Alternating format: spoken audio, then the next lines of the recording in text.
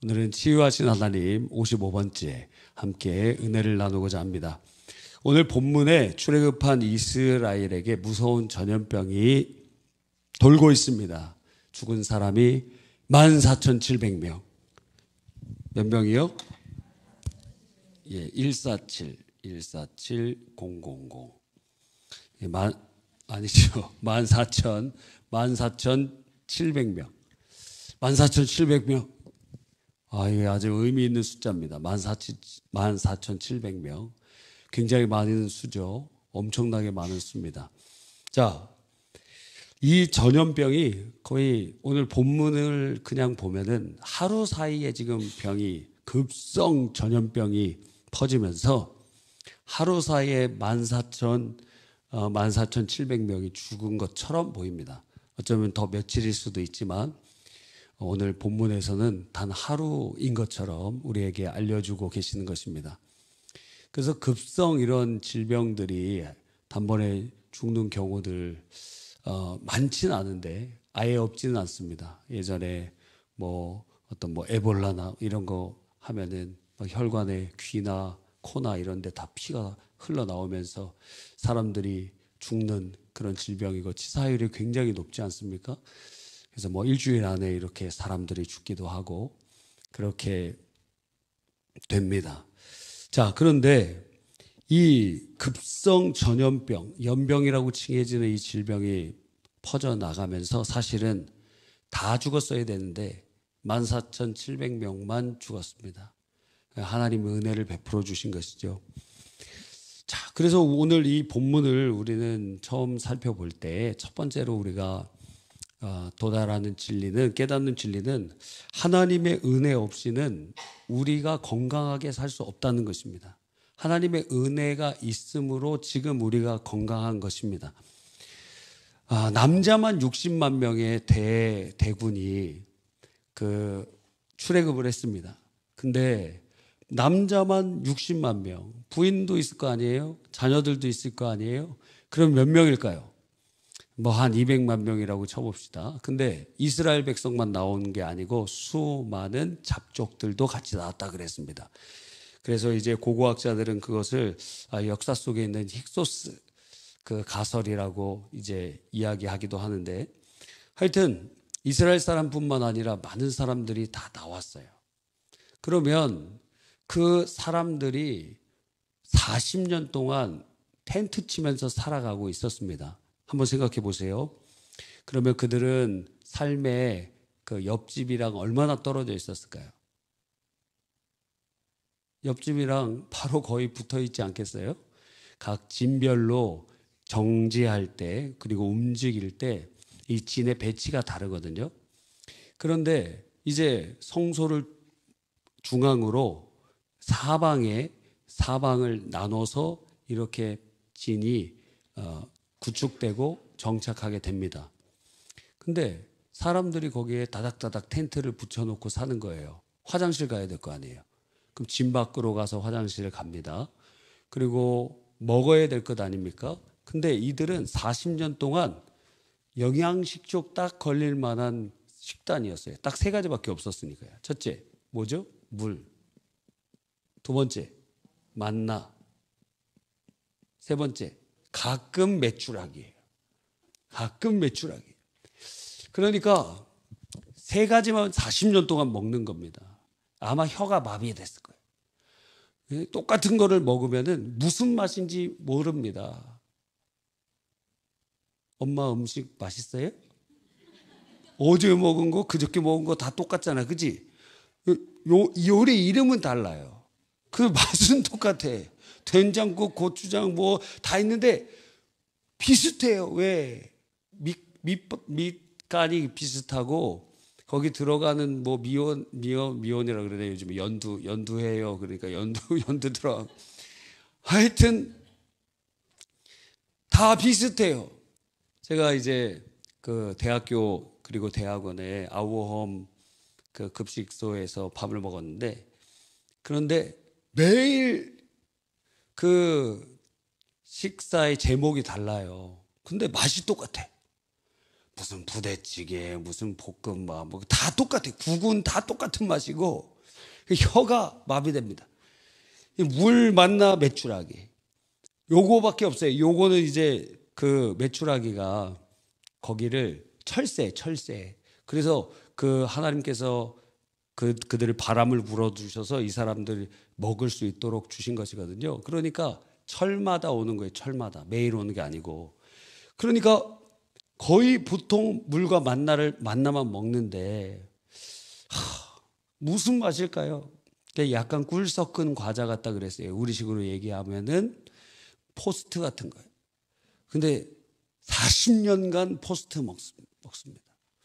와, 그 고문이 따로 없죠. 영양실조 안 걸리겠어요? 영양실조 다 걸려야 될 것 아닙니까? 근데 하나님께서는 이거 먹고도 영양실조 안 걸리도록 인도해 주셨어요. 와, 놀랍죠. 중요한 것은 이렇게 먹는 게 부실하기 때문에 면역이 굉장히 떨어질 확률이 높고, 그리고 다 옆에 다닥다닥 붙어 이동하고 살기 때문에 질병에 매우 취약합니다. 물도 똑같은 물을 먹고, 그래서 수온이 오염되면 다 죽고, 먹는 것이 부족하기 때문에 몸이 연약하고, 그리고 너무도 붙어 있기 때문에 질병이 확산되기가 아주 좋은 환경을 가지고 있었다는 거예요. 즉 하나님의 은혜가 없이는 이 40년 동안 살 수가 없었다는 거예요. 사실 이것뿐만 아니라 사실 하루라도 주님이 구름 기둥으로 그들을 막아주지 않으셨다면 광야가 준사막이에요. 준사막. 높이 올라가면 60도까지 올라가요. 그러니까 거의 뭐 살 수가 없습니다. 살 수가 없어요. 사막, 거의 모래 같은 사막도 있고 풀이 조금 있는 사막도 있습니다. 이스라엘에 가보니까 그 사해 지방에 40도더라고요. 40도. 엔게디라는 곳 있죠. 다윗이 도망쳤던 곳. 거기 있는데 그 바로 여기서 사울한테 얘기했는데 사울이 못 잡으러 가잖아요. 왜? 골짜기거든. 바로 근처인데 여기는 골짜기예요. 그러니까 잡으러 오려면 이렇게 돌아서 와야 돼요. 그때 보니까 거기 무슨 유물관이 있더라고요. 거기 들어가서 이렇게 보는데 제가 너무 더워갖고 보니까 40도예요. 사해 바다도 40도고. 야, 거기 그냥 그 유다 땅이거든요. 분배받은 땅. 거기 가나안 땅인데도 40도예요. 근데 거기까지 오는 그 이집트에서 시나이 반도를 거쳐서 가나안 땅으로 들어오는 그 여정에 있는 광야는 50도도 올라가고 55도도 올라가고 그러는 것을 봅니다. 그래서 우리가 올해 거의 40도 육박하게 온도가 막 올라갔잖아요. 인도는 막 45도까지 올라가고 이라크, 이란은 50도 막 올라가고 그러는 거예요. 야, 사람 어떻게 살아요? 그죠? 살 수가 없는데 온도보다도 더 중요한 게 먹는 건 것 같습니다. 인도에는 쌀이 많이 나거든요. 그러니까 사람들이 지금 제일 전 세계에서 많이 살고 있는 것 같습니다. 즉 하루라도 하나님께서 은혜를 베풀어 주시지 않으면 다 죽는 상태였어요.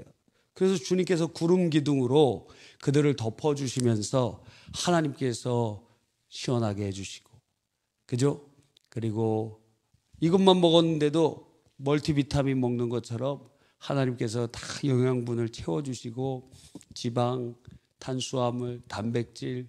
근데 이게 말이 안 돼요. 사실 다 40년 동안 그냥 뼈밖에 없고 그럴 수밖에 없는데 하나님께서 특별한 은혜를 주셔서 그들의 40년의 광야 생활을 이끌어 오셨다는 것입니다. 할렐루야. 그래서 신명기 8장 4절에 보니까 이 40년 동안 네 발이 부르트지 아니하였느니라. 주님께서 그들의 발과 그들의 건강을 책임져 주셔서 건강했던 거라는 거예요. 근데 이것을 그들이 알았느냐? 전혀 몰랐다는 거예요. 여러분이 지금 건강한 것, 지금 내가 이렇게 철야까지 올 수 있는 것, 저는 우리 성도님들이 예배에 더 지금도 열심히 하고 계시지만 더 열심히 하셨으면 하는 바람이 있습니다.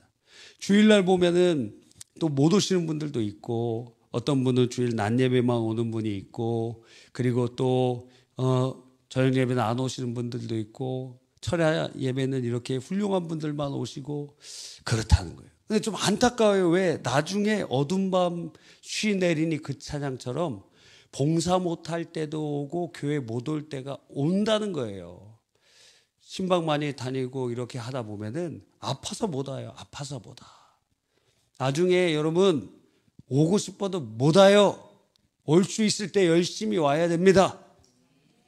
영상 예배 드리겠습니다. 나중에 영상 예배 지겹도록 들을 때가 옵니다.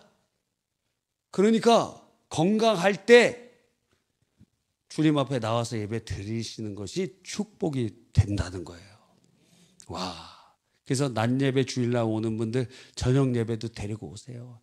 예, 선대 목사님 계실 때 사실 저녁 예배 보통 한 400~500명 이상 나왔거든요. 저녁 예배 때.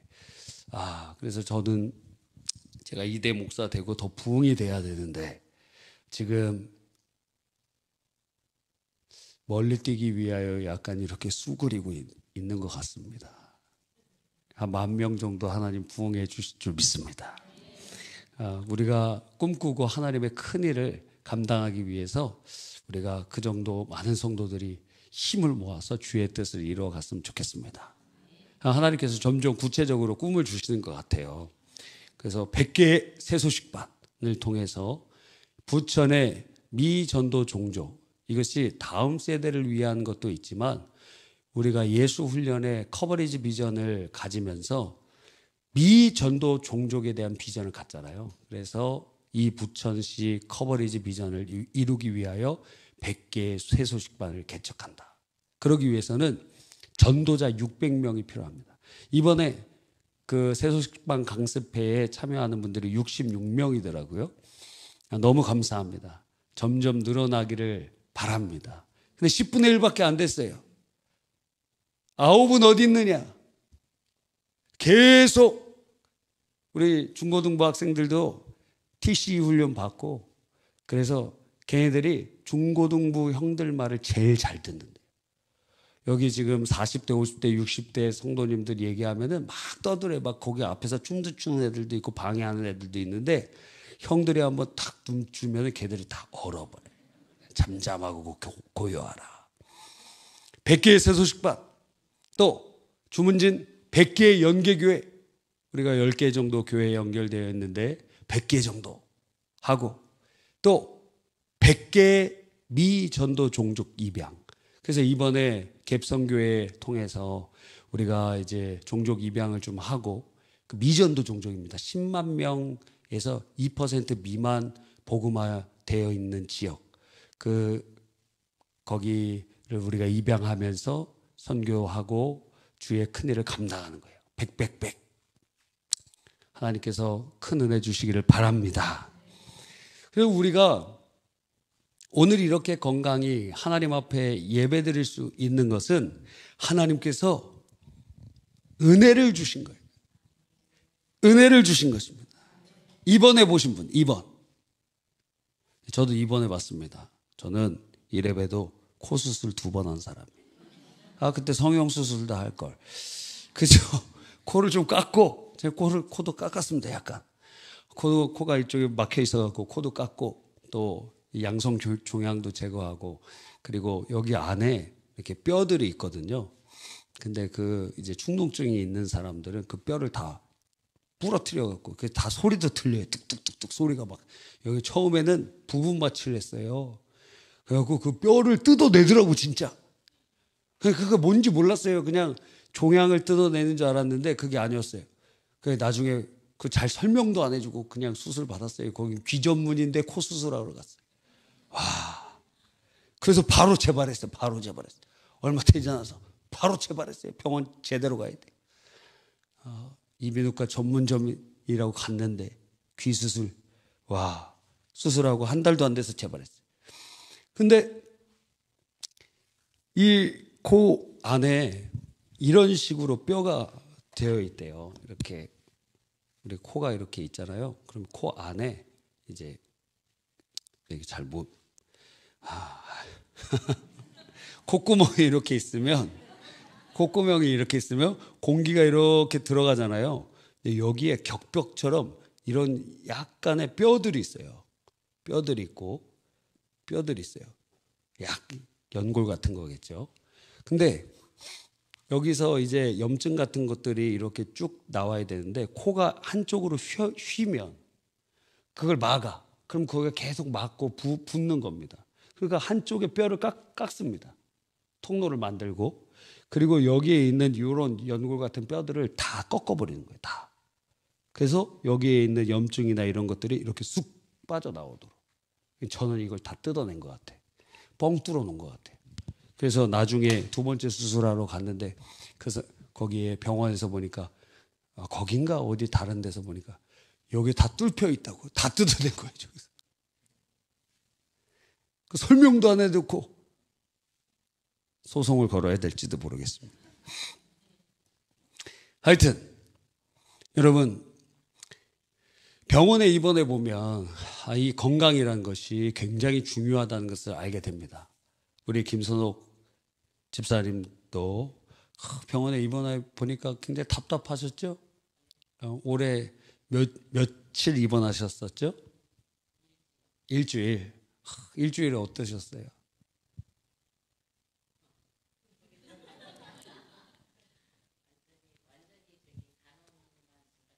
네. 폐쇄병동이고, 와. 참, 극이신데, 거기다가 다 가둬놓으니까, 그거 자체가 지금 형벌이잖아요, 형벌. 감옥이 뭐 딴 데가 아니잖아요. 그죠? 야, 그런 이제 어려움이 있습니다. 건강을 잃어버리면, 하나님의, 이 건강 자체가 하나님의 은혜임을 깨닫게 되는 것입니다. 그러니까, 이 이스라엘 백성들은 하나님의 은혜로 살아있다는 것을 전혀 깨닫지 못했어요. 그런데 우리도 건강할 때 그렇게 하나님의 은혜를 전혀 깨닫지 못하는 경우가 많아요. 우리의 지금의 건강이 주님의 은혜임을 기억하시기를 간절히 바랍니다. 매일 우리가 살고 있는 이 세상은 굉장히 세균이나 바이러스나 이런 것들이 많아요. 그래서 미국 같은 데는 호수 같은데 그 물에 아메바가 사는데 그 아메바가 이 코로 이렇게 들어가고 뇌로 들어가서 뇌를 갉아먹는 거예요. 또 어떤 데 그냥 물속에 이렇게 갔는데 그 감염돼 갖고 버거시병처럼 몸이 새까맣게 썩어 들어가는 거예요. 야, 황당하죠? 그 어떤 목사님이 책을 쓰셨는데 그분이 이제 미국에서 성공한 사업가면서 목사님이세요. 근데 그분이 건강했어요. 축구도 하고 그러는데.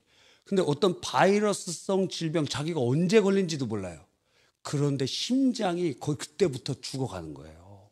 그래서 그분 심장 이식 수술을 받았어요. 그런데 심장 이식 수술을 이렇게 받는데 자기보다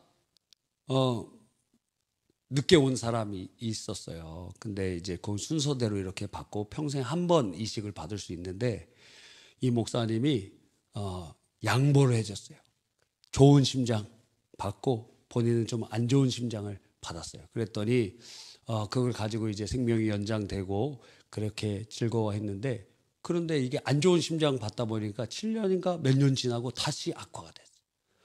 심장 수술을 누군가에게 그 심장을 받아서 2번 이식한 사람 거의 없는데 하나님께서 그 좋은 심장을 양보한 것을 기억해 주셔서 이분 2번째 그 이식을 받게 됐습니다. 지금까지 살아계세요. 그러면서 그 병원에서 회복하면서 성경을 200번을 읽고 잠언을 뭐 수백 번을 읽고 그러면서 하나님이 지혜를 주셔서 그 지혜를 가지고 사업을 경영했는데 그 사업이 대박이 된 거예요. 큰 CEO가 되고 그렇게 된 이야기들을 들어보았습니다. 우리가 이렇게 여러분이 지금 만지고 있고 여러분이 손에 닿은 그것이 여러분의 이 건강을 완전히 파괴할 수 있는 요소가 될 수도 있어요. 올해인가요? 작년에 천문학자들이 태양풍이 올해 굉장히 많이 분다. 조심해라. 그렇게 얘기했거든요. 태양풍이라는 것이 태양으로부터 오는 그것인데 그게 너무 강력하면 그걸 막아주는 것이 우리 지구의 자기장이에요. 근데 그걸 뚫고 들어오는 거예요, 막. 그럼 어떤 일이 일어나느냐? 밖에 해가 쨍쨍하고 걸어갑니다, 여러분. 오늘도 일하고 공부하고 그래요. 그럼 어떻게 되느냐면 그게 집도 뚫고 들어와. 그러면서 이 우리 육체를 관통하는데 몰라요. 이게 관통하는지 안 하는지 아프거나 뭐 그런 것도 몰라요. 그런데 그 태양풍이 우리한테 직격으로 옵니다. 그럼 어떻게 되느냐? DNA 변화가 일어나요. 돌연변이가 일어나. 그러니까 어느 순간에 이 DNA가 파괴되면서 질병 유전자로 바뀌어버리는 거예요. 전혀 생각하지 못하고 여러분이 그냥 일하러 가고 걸어가고 뭐 그러는 과정 가운데도 지금도 그런 일들이 아예 인식하지 못하는 상황 속에서도 일어나고 있다는 것입니다. 즉 하나님이 보호해 주시지 않으면 우리는 항상 위험에 처할 수 있다는 것입니다. 여러분, 우리 내부에서는 어떻습니까? 의사들이 얘기하잖아요. 매일 암세포가 생긴다는 거예요. 매일 암세포. 그런데 우리 면역세포가 그거와 싸워서 그 암세포를 암이 되지 않도록 만드는데 어느 날 여러분이 10년 전에 기분 더럽게 나쁜 날이 있었어요. 기분이 언제 나쁘십니까? 우리 황대숙 권사님. 제일 기분 더러울 때가 언제입니까?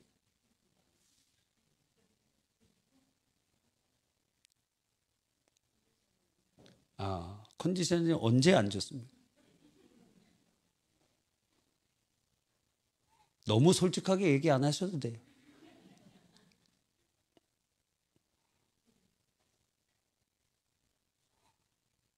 알겠습니다. 얘기하시려고 그러는데 가정의 평화가 좀 깨트려질 것 같아서 여기까지만 물어보도록 하겠습니다. 그런데 이게 놀라운 것이 매일 암세포가 생겨요. 근데 매일 면역세포가 그걸 없앴는데 10년 전에 기분 굉장히 더러운 날 그때 살아남은 암세포 하나가 10년 동안 조금씩 드러납니다. 그리고 20년, 30년 딱 되는 순간에 그게 1cm만하게 되는 거예요. 그러면서 그게 혈관이랑 딱 연결되면서 확 퍼지는 거예요. 그 언제부터 생긴 거예요? 10년 전 그 기분 더러웠던 날. 그때 면역세포 하나가 다 100개가 발생했는데 99개를 없앴어요. 근데 한 개가. 그것이 있으면 나중에. 예를 들어서 우리 학생들이 고기를 먹습니다. 회식하려고 고기 갔어요. 고기, 소고기도 먹고. 예전에 제가 중고등부 사역자 때 아이들이 전도를 열심히 해서 한 500명을 데리고 갔어요. 중고등부 애들이 500명을 데리고 가서 우리 임원들 식사하러 갔는데 와 엄청 잘 먹더라. 갖고 간 돈이 모자랐어요. 좀 그만 좀 먹으라고 하고 싶었습니다. 너무 잘 먹더라고. 근데 누가 잘 먹니? 여학생들이 그렇게 잘 먹더라고. 그럼 마른 애들이 잘 먹더라고. 통통한 우리 남자애들은 잘 못 먹어요. 그냥 마른 남자, 마른 여자애들이 그렇게 잘 먹더라고. 한 2, 3인분은 그냥 먹더라고. 근데 그날 여러분 그 학생 때 지금 이렇게 파릇파릇한 학생 때 고기를 애들은 이렇게 구워지지도 않았는데 막 육회처럼 먹는 애들이 있더라고요.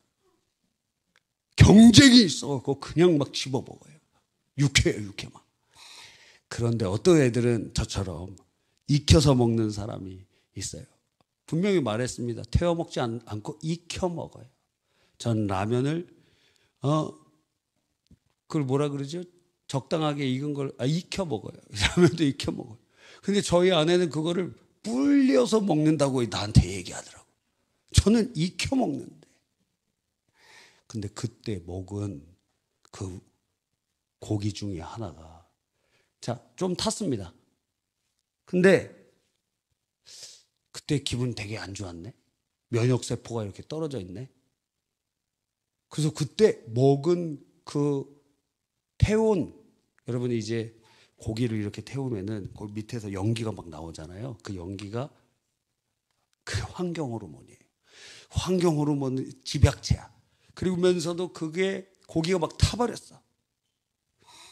그러면 그거는 발암 물질이거든. 그런데 그걸 먹었습니다. 근데 그날 기분 더러웠어. 면역세포 중에 다 암세포를 못 없애고 하나 남겼어. 그럼 그게 여러분에게 암이 될 수 있다는 거예요. 놀랍지 않습니까? 몇십 년 전에 그 일이. 그래서 스트레스 받지 말라는 거예요. 와, 무서운 일입니다. 저도 그래서 스트레스 받을 때 상당히 지금 어떻게 하느냐, 마음속으로 찬송을 불러요. 예수님 찬양 맨날 불러요.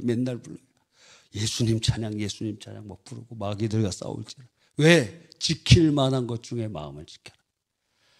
그리고 배우자랑 사이가 좋아야 됩니다. 밖에서 싸우고 집에서도 싸우면은 금방 죽어요.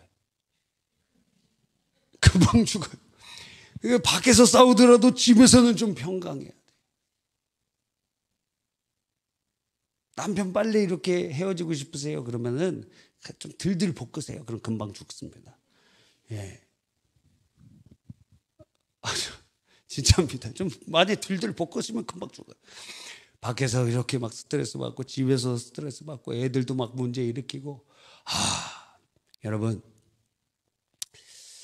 하나님의 은혜가 오늘도 보호해 주심으로 우리가 살고 있다라는 것입니다.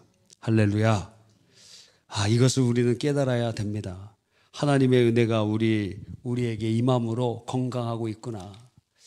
두 번째, 그런데 이 집단적인 질병의 발병은 하나님의 징계가 원인이었습니다. 하나님의 징계는 보통 어느 식으로 작용하느냐면, 우리 하은이 손을 이렇게 올려보세요. 더 높이. 성화봉송하는 것처럼 이렇게 올려보세요. 하나님께서 이게 우리라고 합시다. 우리를 이렇게 은혜로 이렇게 덮어주시는 거예요. 덮어주셨어요. 이게 우산이라고 생각해 보세요. 그럼 우산이 있으면 비가 오면 맞아야 맞지 않습니까? 예. 안 맞아요. 그런데 하나님께서 징계하는 방식은 이 우산을 살짝 이렇게 걷어내시는 거예요. 그러면 오는 비가 어떻게 될까요? 다 맞게 되죠. 우리가 살아가는 이 세상은 타락한 세상으로 가만히 있어도 질병이 찾아오고 어려움이 찾아오고 고난이 찾아오고 그리고 그 원수 마귀가 달려듭니다. 하나님께서 우리를 징계하실 때 우리를 그냥 후려치지 않으셔도 괜찮아요. 이 은혜의 장중을 살짝만 벗겨내면 바로 득달같이 귀신의 역사가, 바로 질병의 역사가, 바로 고난의 역사가 다가오는 거예요. 주님께서 우리를 그렇게 징계하시는 거예요. 그래서 야고보서에 보면 하나님께서는 누구도 직접 시험하시지 않는다고 말씀하신 것을 우리는 깨닫게 됩니다. 하나님께서 우리를 징계하시고 우리를 테스트하시고 그러실 수 있지만, 성경에도 기록되어 있지만, 그런데 욥의 사건을 보십시오. 분명히 주님께서 그를 연단하시는데 직접 연단하지 않으시고 이 은혜의 장중을 살짝 벗어나니까 누가 달려들어요? 마귀가 달려든다는 거예요. 그래서 그의 재산을 누가 다 없애버렸어요. 마귀가 다 소멸시켜버리고 그의 건강을 마귀가 그의 몸을 치니까 그렇게 됐어요. 하나님의 은혜를 살짝 벗어버리게 되니까 말입니다. 그게 바로 하나님이 징계하시는 방법 중에 하나라는 거예요. 그러니까 이스라엘을 이렇게 보호해 주시었던 하나님의 은혜를 하나님께서 진노하심으로 그것을 살짝 벗어나 버리니 그들이 다닥다닥 붙어있던 그런 사람들 가운데 원래 전염병이 발생해야 당연한 것인데 주님께서 은혜로 다 막아주셨거든요. 다 영양실조 빠져야 될 수밖에 없는 상황인데 하나님께서 은혜로 공급하고 계셨거든요. 다 더워 죽을 일사병 열사병으로 죽어 마땅한데 주님이 보호해 주셨거든요. 주님이 살짝 거두시는 거예요. 그랬더니 무엇이 다가왔느냐? 질병이 찾아온 거예요. 그 전염병이 찾아온 거예요. 그러더니 14,000 몇 명? 700명이 죽었어요. 그런 역사가 일어나는 것입니다. 그럼 무슨 죄를 범했기 때문입니까? 여러분, 그들이 바로 우리가 읽기 전에 고라와 다단과 아비람과 온의 반역이 일어났습니다. 그들은 바로 모세와 아론을 대하여 반역을 일으켰거든요. 모세, 너가 우리도 하나님이 함께 계시고 거룩한 자들이다. 근데 왜 네가 왕이 되려고 그러냐? 아론은 왜 너만 제사장 되려고 하느냐? 너희들이 지금 왕이 돼서 우리들을 지금 이끌어온 곳이 어디냐? 적과 꿀이 흐르는 땅으로 데려가지도 못하고 광야에서 다 죽이려고 하는 것 아니냐? 그러니까 이들에게는 지금은 상황 자체도 스트레스고, 그리고 그 앞에서 가나안 땅 좋은 땅도 못 데려가면서 좌지우지하고 이거 해라 저거 해라 하는 모세와 아론이 아주 눈에 가시와 같이 여겨진 것입니다. 그래서 그들이 반역을 일으켰어요. 그래서 그들뿐만 아니라 민족의 지도자들 중에 250명이 합세해서 그들이 반역을 일으킵니다. 그럼 합치면은 몇 명 정도 될까요? 250명의 지도자들과 그리고 고라와 다단과 아비람과 온의 가족들을 포함하면은 한 300명 정도 되겠죠. 그들이 도전을 한 것입니다. 지도자 그룹들이에요. 그랬는데 하나님께서는 분노하시면서 너희들이 어찌 이런 악을 행하는가. 그래서 민수기 16장 31절로 32절에 땅이 갈라지면서 그들을 그냥 재상과 함께 사람들이 한꺼번에 마치 싱크홀이 일어나거나 지진이 일어난 것처럼 한꺼번에 그냥 다 죽어버린 거예요. 그랬더니 그걸 지켜보던 사람들이 깜짝 놀라서 다 도망갔는데 오늘 읽은 본문은 이튿날 그 사람들이 정신이 횟가닥한 거예요. 생각해 보니까 그 죽은 사람들 한 말이 다 맞아요. 아니 지금 우리가 애굽에 있을 때는 좋은 것 먹고 고기도 먹고 뭐 마늘도 먹고 우리가 좋은 음식들도 많이 먹었는데 지금 여기서는 이런 만나 이런 거나 먹고, 그리고 지금 고생은 고생대로 하고, 이들은 모세와 아론은 뭐 하나님의 말씀이라고 이거 하지 말라 이거 해라 이렇게 제사 드려야 된다 그러면서 좌지우지하는 것 같고, 그들의 말이 맞다 이거예요. 하루 만에 정신을 차려보니까 그들이 지금 죽은 자들이 억울하게 죽은 거예요. 모세와 아론이 죽어야 된다 이거예요. 그들이 이 모든 일의 근원이고 그들이 죽어야 된다고 그들이 생각을 하게 된 거예요. 그래서 그들이 일어나서 너희가 여호와의 백성을 죽였다.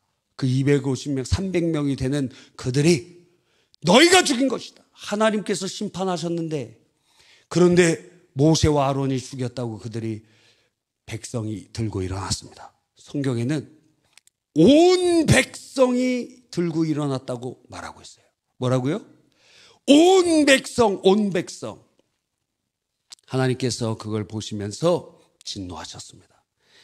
그래서 하나님께서 너 모세와 아론은 이 백성을 떠나라, 이 회중을 떠나라 말씀하시는 거예요. 그 전에 사람들이 막 들고 일어나고 모세와 아론을 막 죽이려고 하니까 하나님께서 개입하십니다. 구름으로 임재하십니다. 그래서 그들을 가리면서 모세와 아론을 살려주시면서 그 백성이 치지 못하도록 막으시는데, 그러면서 이 회중을 다 쓸어버리겠다고 주님께서 심판하시겠다고 말씀하시는 거예요. 그러는 과정 가운데 뭐가 임해요? 연병이 도는 겁니다. 그러면서 막 죽어가는 거예요. 막 죽어가는 것입니다. 하나님께서는 공동체를 심판하실 때에 질병을 사용하실 수 있다라는 것입니다. 그래서 이것을 우리는 잘 기억해야 됩니다. 하나님의 공의가, 하나님께서 역사 속에 개입하세요. 하나님은 방임자가 아니십니다. 우리가 어떻게 예수님 믿게 되었죠? 예수님이 우리의 인생 가운데로 개입하셔서 찾아오셔서 예수 그리스도를 만나고 영접하게 되지 않았습니까? 하나님은 우리 각 사람에게 개입하시고 우리 안에 찾아오신 것처럼 하나님은 공동체 가운데 개입하시고 인류 역사 가운데 개입하시며 하나님의 뜻을 이루어 가시는 것입니다. 그러니까 이스라엘의 이들의 공동체의 죄로 말미암아 하나님께서 하나님의 공의를 연병으로 치시는데, 사실 14,700명만 죽는 것이 아니라 다 죽어야지. 온 백성이 거역했으니까 다 죽어야 되는데, 이들이 더 잘못해서 죽은 게 아니에요. 다 죽어야 되는데 이들이 먼저 죽은 것 뿐입니다. 여러분, 그래서 우리가 이 민족을 위해서 잘 봐야 되는 것이에요. 역사를 배워야 되는 이유도 여기에 있습니다. 왜냐하면 하나님께서 그 역사 속에 개입하시고 하나님께서, 주님께서 심판하시기 때문에 그런 것입니다. 하나님의 진노가 임하면서 급성 질병이 임하여지는 것입니다. 여러분, 레위기 26장에 복과 저주가 나옵니다. 그래서 주님께서 저주를 하실 때, 너 처음 죄를 범하고 회개 안 해? 처음 이렇게 하나님 징계하셨는데도 회개 안 해요. 그러면 몇 배를 주님께서 징계하신다 그랬죠? 7배. 그래도 회개하지 않습니다. 그럼 몇 배요? 그러면 거기서도 7배. 그리고 그래도 회개하지 않으면 그래서도 7배. 자, 그러면서 계속 늘어나는 거예요. 우리가 처음에 우리가 읽은 본문 41절 이전에 고라 일파가 약 몇 명이 반역을 일으켰다 그랬죠? 300명. 그런데 14,700명. 여기에 7을 곱하고 7을 한번 곱해보세요. 7에 49를 곱해보세요. 어떻게 됐나? 14,700명이 나와요. 그러니까 레위기의 26장에 있는 그러한 7배로 늘어나는 그 하나님의 진노의 역사가 그들에게 임한 것처럼 보여요. 바로 어제 300명 죽었는데 그들이 회개하지 아니하고 오히려 득달같이 달려드니 7배에 계속 늘어나는 하나님의 심판이 그들에게 임합니다. 레위기에 보니까 레위기 26장 25절에 너희 중에 연병을 보내고 말씀하셨어요. 이렇게 7배로 늘어갈 때 너희 중에 연병을 보내겠다. 그러니까 이들이 하나님 앞에 징계를 받으면서 하나님의 공의의 심판을 받고 있다라는 것입니다. 여러분, 우리가 코로나로 사람들이 7억 명 정도가 감염됐습니다. 그리고 그 중에 약 0.99%, 약 1%가 사망했어요. 7억 명이 감염되고 1%가 죽었는데 그 수가 700만 명입니다. 700만 명이 죽었습니다. 치명률이 1%인데 말입니다. 여러분, 얼마 전에 중국 연구소에서 코로나 바이러스로 치명률 100%짜리를 만들었다 그랬어요. 그래서 그걸 연구해서 두 가지죠. 하나는 백신을 만들기 위해서고 하나는 생화학 무기를 만들기 위해서 백신 연구소는 두 가지의 방향성으로 유지가 됩니다. 마찬가지죠. 로켓을 왜 만들죠? 인공위성을 띄우려고도 하지만 대륙간 탄도탄을 만들기 위해서도 같은 기술이 적용되거든요. 백신도 마찬가지다 이거예요. 그런데 한번 보십시오. 이런 질병들이 700만 명이나 죽었어요. 하나님께서 마치 우리에게 예고하신 것 같습니다. 지금 주님께서 회초리 한 대 치신 거예요. 1%. 한 대 치신 거예요. 그런데 요한 계시록에 보니까 하나님의 심판이 지나가는데 그때 청황생말이 지나갈 때 뒤에 무덤이 따르더라 그랬어요. 에스겔서에 보면 그 청황생말은 질병을 나타내요. 그러니까 병이 전 세계를 휩쓸고 지나갈 것임을 보여주는데 이 코로나는 예고편과 같이 우리에게 알려주고 있다는 것입니다. 앞으로 더 큰 게 옵니다. 여러분, 앞으로 피할 수 없는 더 큰 게 옵니다. 더 큰 게 옵니다. 여러분, 살아있을 때 올 수도 있고 아니면 그 이후에 올 수도 있지만 분명한 것은 그건 시간의 차이일 뿐이지 더 큰 게 옵니다. 그래서 코로나랑은 비교도 되지 않는 것. 약 10%만 돼도 몇 명이 죽을까요? 7천만 명이 죽습니다. 그러면 우리나라 남북한에 있는 사람 전부 다 죽는 거예요. 20% 되면 어떻게 될까요? 1억 4천만 명이 죽는, 일본이 다 없어집니다. 이런 식으로 성경에 보니까 7인을 뗄 때 전 인구의 4분의 1이 죽고, 그리고 7 나팔이 울려 퍼질 때 전 인구의 남은 3분의 1이 죽고, 그리고 우레 심판은 숨겨져 있고 마지막 대접 심판 때는 예수 믿지 않는 모든 자들이 다 죽을 것이라고, 그래서 불못에 던져질 것을 성경은 예언하고 있는 것입니다. 그 심판 중에 하나가 바로 전염병으로서 하나님 치실 거예요. 자, 그래서 인류 역사 가운데, 우리나라 역사 가운데서도 살펴봐야 됩니다. 물론 그것에 대해서 우리가 약도 개발하고 대처도 하고 청결도 하고 대응도 해야 되겠지만 우리는 영적인 사람들이잖아요. 여러분, AI 시대에 우리가 다 대체될 겁니다. 여러분이 하는 일들도 10년 안에 다 없어질 확률이 높습니다. 대부분 많이 없어질 겁니다. 그리고 여러분은 아마 좋은 방향으로 생각해 보면, 나쁜 방향으로 생각해 보면 매트릭스 같은 미래가 펼쳐지겠지만, 좋은 방향으로 생각하면 AI가 로봇과 연합하여서 여러분을 도와줄 거예요. 그러면 그리스 로마 시대의 귀족들이 했던 것처럼, 그래서 뭐 할 일이 없어요. 왜? 다 노예가 해주니까. 그러니까 그들은 뭐예요? 사상을 발전시키고 문화를 발전시키고 인류 역사에 정말 좋은 때가 올 수도 있습니다. 그러나 그 반대가 될 수도 있겠죠. 왜? AI는 핵폭탄보다 더 위험한 일이 될 수도 있기 때문입니다. 그런데 여러분, 여러분의 삶 속에 AI가 로봇이 많이 발전되면서 모든 것을 대체해 갈 때 대체할 수 없는 것 한 가지가 있습니다. 저는 어디까지 보고 있냐면 아마 이 AI가 자의식을 가질 수 있을 거라고까지도 생각합니다. 생각할 수 있다는 게 스스로. 나는 생각한다 고로 존재한다는 데카르트의 명제처럼 이제 AI가 스스로 나는 생각한다 고로 존재한다 하는 자의식을 갖는 어떤 포인트가, 임계점이 어쩌면 지금 벌써 와 있는지 모릅니다. 그럴 수 있다고 봐요. 그런데 한 가지는 그들에게 허락되지 않아요. 그것이 무엇입니까? 주님께서 흙으로 사람을 창조하시고 다른 모든 피조물과는 다르게 영혼을 주러, 생기를 불어 영혼은 생명이 되게 한지라.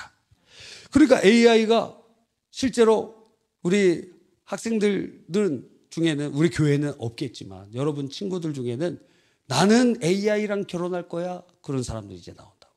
AI 로봇에 늙지도 않아, 힘도 좋아, 착하고 바가지도 안 걸고, 너무너무 아름답고 착하고,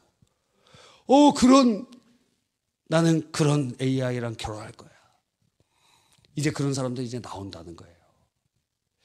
그런데 중요한 것은 무엇입니까? AI 시대에 대체되지 않는 인간, 영적인 인간이에요. 왜? 하나님과 교통하는 것은 그들에게 허락되어 있지 않기 때문에. 여러분이 아주 잘 나가는 사람과 알면은 굉장히 좋지 않겠습니까? 예? 트럼프. 여러분, 트럼프 잘 아세요? 트럼프랑 잘 아는 사람이 여의도 순복음교회 이영훈 목사님입니다. 그 이영훈 목사님 그 교회에 압수수색 당했거든요. 그래갖고 전화했나 봐. 그리고 트럼프가 얘기하는 것 같아. 야, 왜 그 아들이 와갖고 거기서 막 집회도 하고 그랬었거든요. 작년인가 재작년에. 그러니까 굉장히 가까워요. 그러니까 황당해서. 그래서 요즘에 그 교회 압수수색하는 그 종교의 자유를 침해하는 그 일 중에 하나거든요. 세계로 교회나 여의도 수목교회나 극동방송이나 그렇게 하는 일들을 이렇게 봅니다. 그래서 이게 굉장히 군사 정권 시대 때도 없었던 일인데 이런 일들이 일어납니다. 하여튼 이 AI 시대 때 대체되지 않는 인간, 모든 것이 다 대체되는데 영적인 인간은 대체되지 않습니다. 트럼프 알면 굉장히 힘이 되죠. 그런데 제가 생각해 보았어요. 만왕의 왕이시오 만주의 주이신 우리 주님을 내가 예배하며 기도할 때 만나 뵙는데 무엇을 부러워하는가?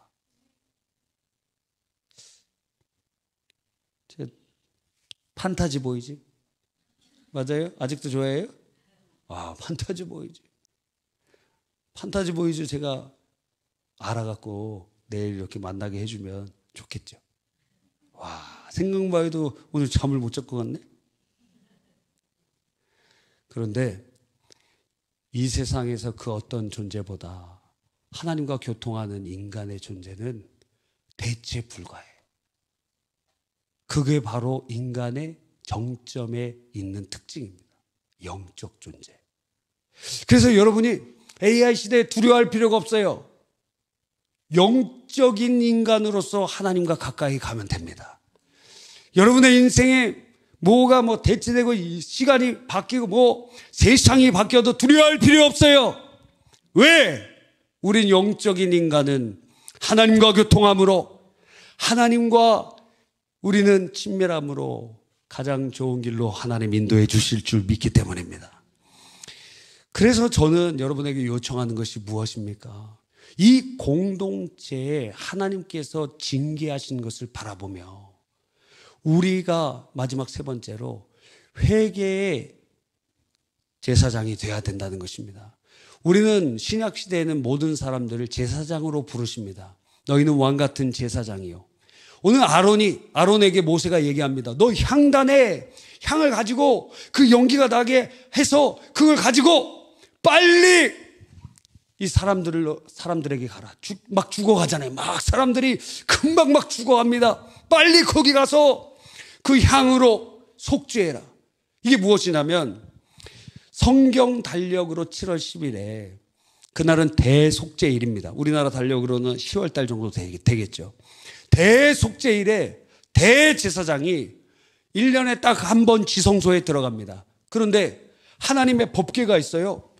그리고 하나님의 법궤 위에는 그룹 천사가 이렇게 수놓아져 있고 날개가 연하여져 있고 이것을 시온자라고 그래요. 시온자, 속죄소라고도 하고 이 뚜껑을 속죄소 혹은 시온자라고 그래요. 바로 이 사이에 하나님이 임재한다고 생각을 했어요. 그러니까 지성소에는 대제사장만 1년에 한 차례 들어갈 수 있고 대제사장도 법궤를 그냥 눈으로 보지 못해요. 그래서 항상 향단을 가지고 들어가서 지성소가 그 연기로 가득 차고 향기로 가득 차도록 하여 그의 생명을 보존토록 하라. 성경에 기록되어 있어요. 그러니까 그것으로 자기를 가리는 거예요. 자기를 가리는 거예요. 이것은 바로 신약의 예수 그리스도를 의미하는 거예요. 하나님 앞에 우리가 나아갈 수 없는데 연기와 같이 우리의 죄된 것은 가리고 오직 주의 은혜만이 나타날 수 있도록 우리가 예수 그리스도를 의지할 때 죄된 우리는 가려지고 주님만이 드러나게 되는 것입니다.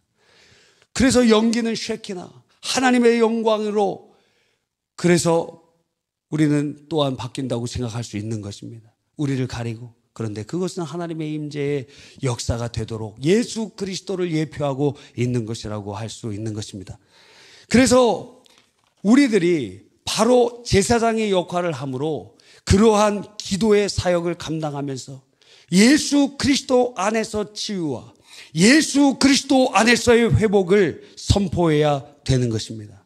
왜냐하면 회개의 길밖에는 그 공동체에 하나님이 징계로서 질병을 주실 때에 돌이킬 방법이 없기 때문입니다.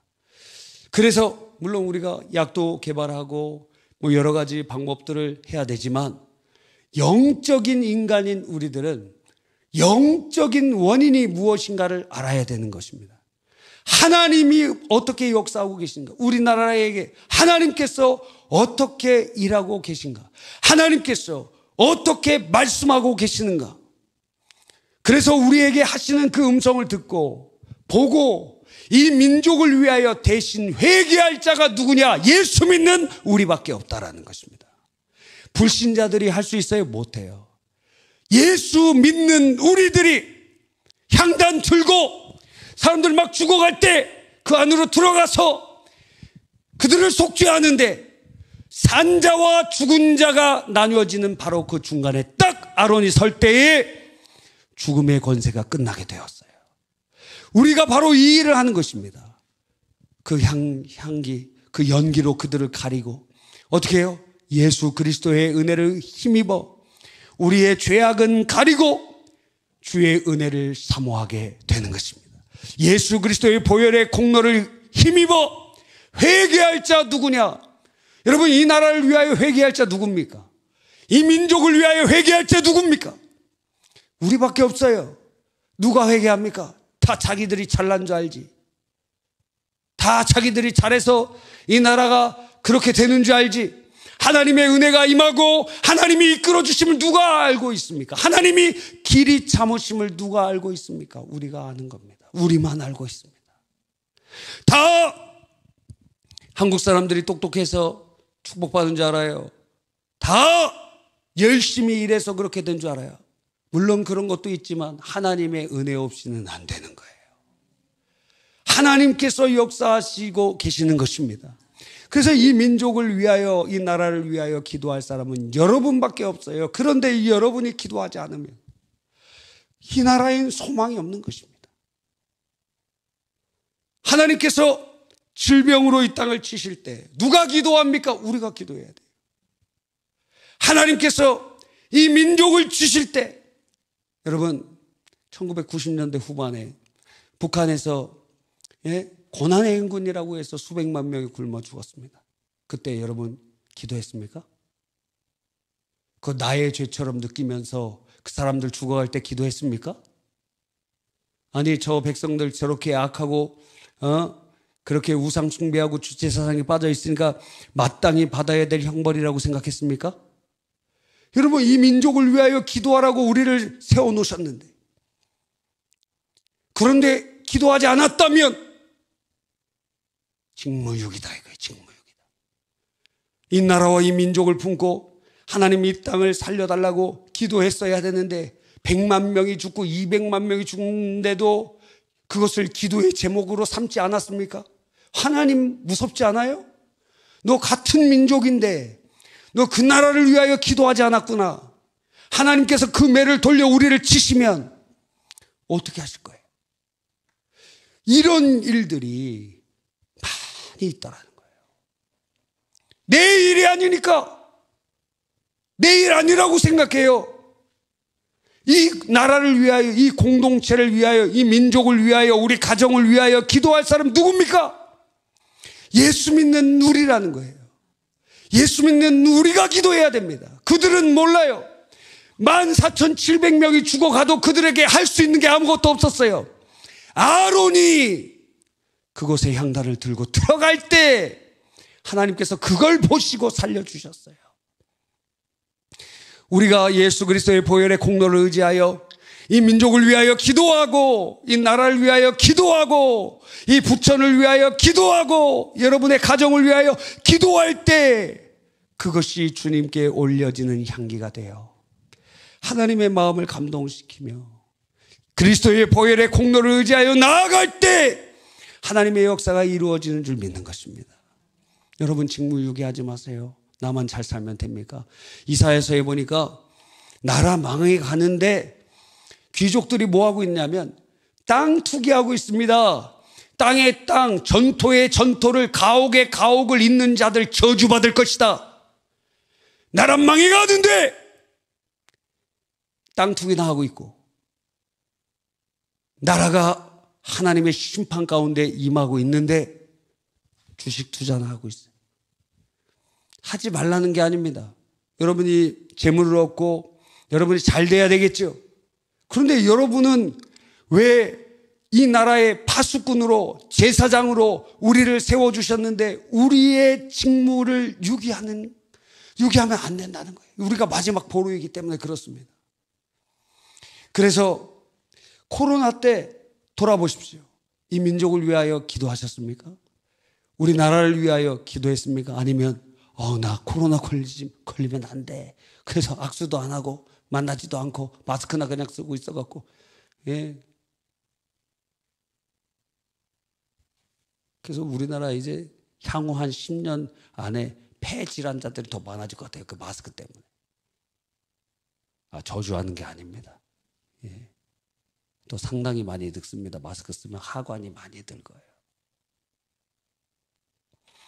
여러분, 우리에게 주신 직무가 있어요. 직무. 아론이 지금 막 죽어갈 때 그 안으로 뛰어 들어갔습니다. 그거 예수 믿는 사람만이 하는 거예요. 예수 믿는 사람만이 아는 거예요. 여러분의 가정이 불구덩이로 들어가고 있습니다. 우리 부천시, 제가 이렇게 기도하면서 보니까 요한계시록에 이 교회들을 이렇게 보면 너가 있는 곳이 사단의 위가 있는 곳이다. 그런 말씀이 나오더라고요. 그래서 그 기도 제목을 공동 기도 제목에 넣었습니다. 부천시가 복음화되려면 부천에 사탄의 위가 어디에 있는지를 알아야 돼요. 마귀 역사의 핵심 본부가 어디에 있는지를 알아야 돼요. 그래서 그 사단의 위가 꺾이면 마치 댐에 물이 막 쏟아지듯이 그런 복음화의 놀라운 역사들이 일어납니다. 그게 무엇일까? 살펴보세요. 그걸 기도해야 되는 사람이 우리들입니다. 하나님께서 질병으로 공동체를 치실 때 누가 주님 앞에 나와 간구할 것인가? 솔직히 말하면 저도 북한에 그 고난의 행군할 때 아무 생각 없었어요. 그렇구나. 코로나 있을 때 민족을 위해서 기도하지 못했어요. 그거 막 방역 대비하고 막 이러느라고 교회를 신경 쓰고 성도들 신경 쓰느라고 이것이 주님이 우리에게 주시는 메시지임을 몰랐어요. 지나보니까. 하나님 말씀하고 계십니다.